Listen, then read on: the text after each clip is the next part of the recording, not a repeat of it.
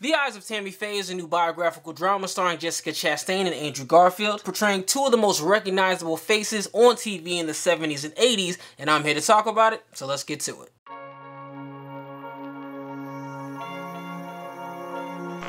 In the 1970s, Tammy Faye Bakker and her husband Jim rose from humble beginnings to create the world's largest religious broadcasting network and theme park. Tammy Faye became legendary for her outlandish eyelashes, unique singing voice, and her eagerness to embrace people from all walks of life. But financial improprieties, scheming rivals, and religious scandals soon threatened to topple her and her husband's carefully constructed empire. If you're new to the channel, thanks for stopping by. In my reviews, I discuss what I liked, what I didn't like, and then my overall thoughts. So starting with what I liked about the movie, I think the best place to start is with the performance by Jessica Chastain in the title role. Why, you might ask? Because this woman is about to be nominated for her first Oscar since 2013. No matter what you may think of this movie when you walk out, the consensus is definitely going to be that she was the best part of it. She delved so deep into this role that I don't think the average person would even know it was her unless they were told. And not just because she has on prosthetics and makeup, but also because she has the Minnesota accent down and she just carries herself in a certain way. She's done a lot of good work in a lot of good movies, but honestly,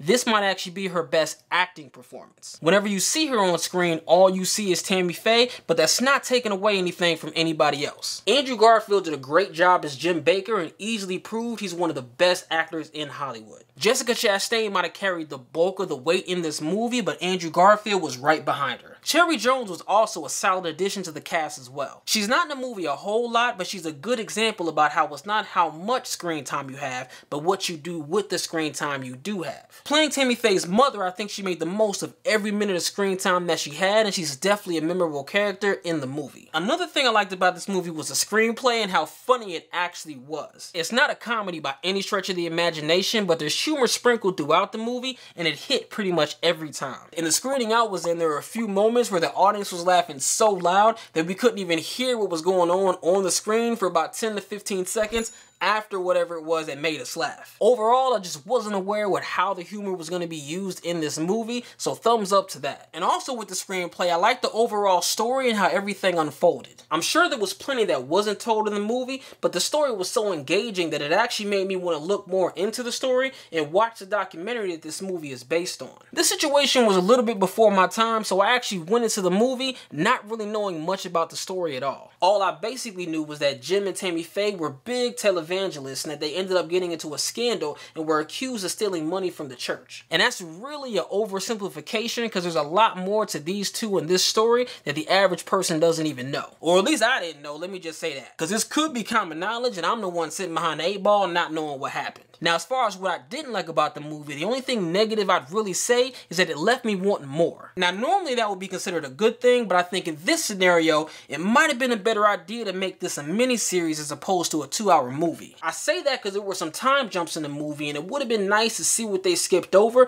because you know in a story like this, there was plenty of stuff that they just had to cut out due to time. And the last 20 minutes or so did kind of seem rushed, and it was a little bit confusing as to why some of the characters had the motives to do what they did. You were able to figure it out when you thought about it, but in a Netflix limited series, I think they could have spent the entire hour talking about the backstabbing and just the downfall of this whole empire. So in conclusion, the acting was great, especially by Jessica Chastain. The overall pacing was good, but it did feel a little bit rushed near the end. And overall, I think the movie did a really good job of just telling the story in a very objective way. All that being said, I'd say this movie is worth a watch. So that's my review of The Eyes of Tammy Faye. If you've seen it already, what did you think? Leave a comment below and let me know your thoughts. Thanks for watching. If you like what you've seen, hit that thumbs up and click that subscribe button to see what's coming next.